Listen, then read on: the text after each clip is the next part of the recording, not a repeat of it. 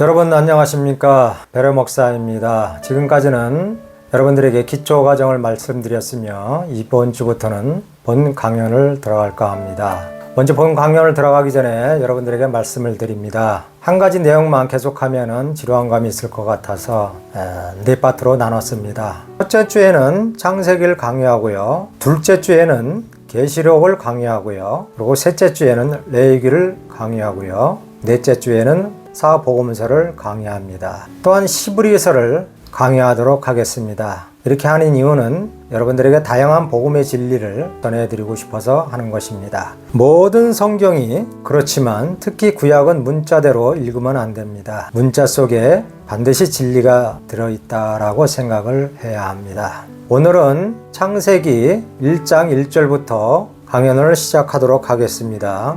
1절 한번 보겠습니다. 태초에 하나님이 천지를 창조하시니라. 여기에 보면은 태초가 나옵니다. 여기서 태초라 하면은 제일 먼저라는 소리입니다. 하나님의 말씀은 항상 육의 말과 영의 말과 생명의 말로 구성이 되어 있습니다. 요한복음 6장 63절에 보면은 내 말은 영이요 생명이니라 라고 말씀하고 있습니다. 6이란 성경에 기록된 말씀, 즉 문자를 말하는 것이고요. 영이란 기록된 말씀 속에 들어있는 뜻을 말합니다. 그리고 생명이란 말씀 속의 뜻이 내 속에서 되어지는 것을 말합니다. 그러므로 모든 만물이 세 가지로 구성되어 있음을 말씀드립니다. 여기서 태초라 하면은 육의 태초가 있고 영의 태초가 있고 생명의 태초가 있습니다. 육의 태초는 자연 만물이 있습니다. 왜냐? 인간에게는 꼭 자연이 필요하기 때문입니다. 육이라는 것은 눈에 보이는 것을 말하는 것입니다. 그러므로 하나님이 보이는 자연 창조물을 지으셨습니다. 영으로 또한 창조물을 지으셨는데요. 요한복음 1장 1절에는 태초가 또 나옵니다. 이것은 영의 태초입니다. 창세기 1장 1절에 나오는 것은요, 육의 태초이고요. 요한복음 1장 1절에 나오는 태초는 영의 태초를 말하는 것입니다. 영의 태초는 예수님이 성품으로 사람을 창조하실 것을 말합니다. 생명으로는요, 요한 1서 1장 1절에 보면 태초가 나옵니다. 생명에 관하여라는 말이 나옵니다. 이것은 성도를 마지막으로 짓는 것을 말합니다. 이것을 생명의 창조라고 합니다. 하나님께서 먼저 육을 지으시고 두 번째로는요, 영을 지으시고 세 번째로는 생명을 지으시는 것입니다. 하나님께서 우리를 생명으로 지으시면 사후에 하나님의 영광으로 부활이 되는 것이며 하나님이 가지고 계시는 것을 다 상속을 받는다는 것입니다. 그럼 상속의 내용이 뭘까요? 하나님이 가지시고 계신 전지와 전능과 영광과 권세, 이것을 상속받아서 우리가 사후에 누린다는 것입니다.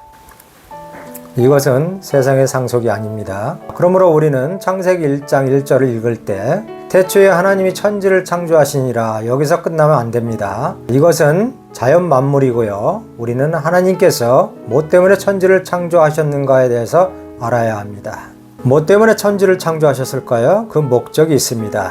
바로 사람을 짓기 위함입니다. 즉 영생자를 짓기 위함입니다. 그러기 위해서는 일단 육신을 가진 인간이 태어나야 합니다. 육신을 가진 인간은 모든 만물이 필요합니다. 예를 들어서 사막 같은 데서 사람이 살기가 힘듭니다. 거기에서는 사람이 살 수가 없습니다. 그러므로 인간은 만물이 필요합니다. 왜냐? 인간이 살아갈 수 있도록 자연이 있어야 하기 때문입니다.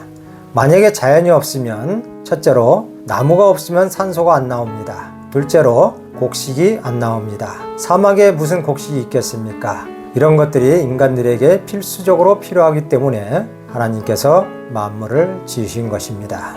그러면 하나님께서 만물을 지으셨는데 그 목적이 뭘까요? 첫째로 하나님의 아들들이 살아가기 위해서 지으신 것입니다. 비유로 옛날에 부잣집에 보면은 종도를 많이 두고 농사를 짓습니다. 결국은 자식을 잘 길러서 자식에게 많은 상속을 주기 위함입니다. 자자손손 후손들에게 영광을 넘겨주려고 종도를 두는 것입니다. 두 번째로 영으로 지음을 받은 사람은 이 지으신 만물에서 유익함을 얻게 되는 것입니다. 무슨 유익이 있을까요? 만물에게서 해를 당하지 않습니다. 만물에서 해를 당하는 것은 그리스도의 생명이 없기 때문입니다. 그러므로 그리스도의 생명이 있으면 만물을 통하여 다 유익함을 얻는 것입니다.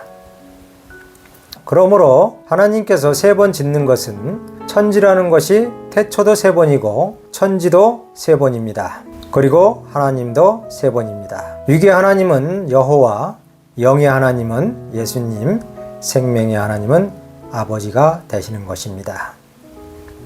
요한 1서 5장 20절에 보면은 그는 참 하나님이시요 영생이니라고 하였습니다. 그리고 빌립보서 2장 6절에는 그는 근본 하나님의 본체이라고 하였습니다. 히브리서 1장 3절에는 그는 하나님의 영광의 강체이시며 본체의 형상이라 하였습니다. 예수님이 하나님의 본체라는 것입니다. 천지도 마찬가지입니다. 육의 천지는 자연, 영의 천지는 새로 지음받는 성도입니다. 그리고 생명의 천지는 부활된 사람이 누리는 영광입니다. 그럼 천은 뭔가요? 성령으로 된 사람을 하늘이라고 하며 지는 사람을 말하는 것입니다. 육의 사람도 사람이며 영의 사람도 사람이며 생명의 사람도 사람입니다. 천은 하늘이며 성령입니다. 지는 사람입니다. 영의 사람은 예수님의 성품으로 재창조된 사람이며 생명의 사람은 하나님이 가지신 권세와 전지와 능력을 지니고 있는 것입니다. 여기에서는 생명의 사람은 아직 안 나타납니다. 근데 예수님께서 부활하셔서 생명의 사람으로 나타난 것입니다. 사후에 우리도 부활을 통해서 나타날 날이 온다는 것입니다. 이것이 바로 창조인 것입니다. 2절에 보니까 땅은 혼돈하고 흑암이 깊음 위에 있고 하나님의 영은 수면에 운행하니라 라고 말을 하고 있습니다. 여기서 보면은 하나님이 영이라고 하였는데 하나님의 영이나 하나님의 신이 똑같다는 소리입니다. 여기서 수면이라는 것은 하나님의 성품을 가리키는 소리입니다. 영은 하나님의 정신을 말하는 것이며 사람의 정신도 성품에 따라서 움직이는 것입니다. 예수님의 성품이 우리 마음에 와 있으면 성령이 역사를 하는 것입니다. 이 말을 하려고 쓴 것입니다. 육으로는 사람의 성품에 따라서 사람의 정신이 움직이고 영으로는 예수님의 성품으로 지음을 받았으면 성령이 역사를 하는 것입니다. 사람의 이치와 같은 것입니다. 생명으로는 예수님은 하나님이 역사할 필요가 없습니다. 왜냐? 예수님 자체가 하나님과 같은 영광을 가지고 있기 때문입니다. 1절에 보면은 수면이라는 말이 나옵니다. 여기서 수면은 이미 성경에 많이 나와 있습니다. 창세기 2장에 4강이 나옵니다. 그리고 에스겔 47장에 또 강이 나옵니다. 1천척, 2천척 물이 나옵니다. 그리고 요한복음 7장 38절에 보면은 나를 믿는 자는 그 배에서 생수의 강이 흘러넘친다는 말이 나옵니다. 바로 이 물들을 가리키는 말입니다. 예수님이 말씀하셨습니다. 성경에 기록된 대로 예수님은 이것을 보고 말씀하셨던 것입니다. 수면에 운행하느니라 는 말은 수면은 예수님의 성품을 가리키는 소리입니다. 예수님의 성품을 물이라고도 합니다. 전에 강의 때 다 말씀을 드리는 것입니다. 하나님의 성품 내용 중에서 나옵니다. 그리고 3절에 보면은 하나님이 이르시되 빛이 있으라 하시니 빛이 있었고, 이 9절에서 빛은 자연의 빛이 아닙니다. 그럼 무슨 빛일까요? 우리의 마음에 빛이 비치면 우리가 어둠에 있지 않고 낮에 있게 되는 것입니다. 그러면 이 빛은 예수님을 가리키는 것입니다.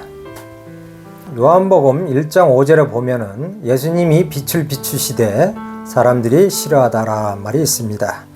이 빛은 결국 예수님의 빛이라는 것입니다. 너희가 나와 같이 지내면 빛에 거하나니 낮에 돌아다니면 넘어지지 않고 밤에 다니면 넘어진다고 하였습니다. 이 말은 나를 떠나면 넘어진다는 소리입니다. 그러므로 이 빛은 예수님이 탄생할 것을 예언한 것입니다. 그럼 인성으로 오신 예수님이 왜 빛이어야 합니까? 땅이 혼돈하고 공허해서 하나님은 우리 마음속에 있을 수가 없었습니다. 그럼 땅이 혼돈하고 공허하다는 말이 무슨 말인가요? 모든 인간들이 혼돈하고 공허하다는 소리입니다. 그래서 하나님은 그들과 있을 수가 없었던 것입니다. 근데 이 빛이 와서 우리 마음속에 비추어 가지고, 즉 하나님의 생명을 넣어 주셔서 하나님의 신이 우리 속에 역사하게 된 것입니다. 이것은 하나님의 계획 속에 있었던 것입니다. 고린도전서 2장 7절에 보면은 바울은 예수님은 만세전에 계셨던 분이다 라고 말을 하고 있습니다. 이렇게 하나님께서 계획이 되어 있다는 것입니다. 4절에 보면은 빛이 하나님 보시기에 좋았더라. 이 말은 하나님이 성품이기에 좋았다라는 것입니다. 근데 이 성품이 사람들 마음속에 오면은 하나님이 보시기에 좋다는 것입니다. 다시 5절에 보면은 빛을 낮이라고 하고 어둠을 밤이라고 한 것은 자연적인 이야기고, 영에서는 그렇지 않습니다. 영에서는 예수님의 성품을 지녔으면 낮에 있는 사람이며 예수님의 성품이 없으면 밤에 있는 사람입니다. 베드로후서 3장 10절에 보면은 주의 날에 도둑같이 라는 말이 있습니다. 예수님이 낮에 도둑같이 오나요? 아니면 밤에 도둑같이 오나요? 밤에 도둑같이 온다고 되어 있습니다. 다시 말해서 예수님의 성품이 없는 사람들은 도둑같이 온다는 것입니다. 그럼 도둑의 본뜻이 뭘까요? 육에서는 남의 것을 훔치는 것이 도둑이며, 성경에서 말하는 도둑은 요한복음 10장 10절에 보면은 도둑은 죽이고 멸망시키려고 오는 것이라고 말을 하고 있습니다. 그럼 도둑이 뭔가요? 밤이 되면은 죽이고 해하는 것입니다. 사람의 성품이 자기 자신을 죽인다는 것입니다. 1장에서의 빛은 거듭난 사람을 빛이라고 하고 거듭나지 못한 사람을 밤이라고 하는 것입니다. 데살로니가전서 5장 8절에 보면은 우리는 낮에 속하였나니, 우리가 만약에 낮에 속했다면 넘어지지 않지 않겠습니까? 오늘날도 똑같습니다. 예수님과 동행하면 넘어지지 않는 것입니다. 예수님이 떠나면 우리는 넘어지고, 그러면 밤이 되는 것입니다. 그럼 하나님이 밤을 좋아하시겠습니까? 아니면 빛을 좋아하시겠습니까? 4절에 보니 빛을 보시기에 좋았다라 했지 밤을 보시기에 좋았다는 말은 없습니다. 여러분, 오늘은 여기까지만 하고요. 오늘도 감사했습니다. 다음 시간에 뵙겠습니다. 감사합니다.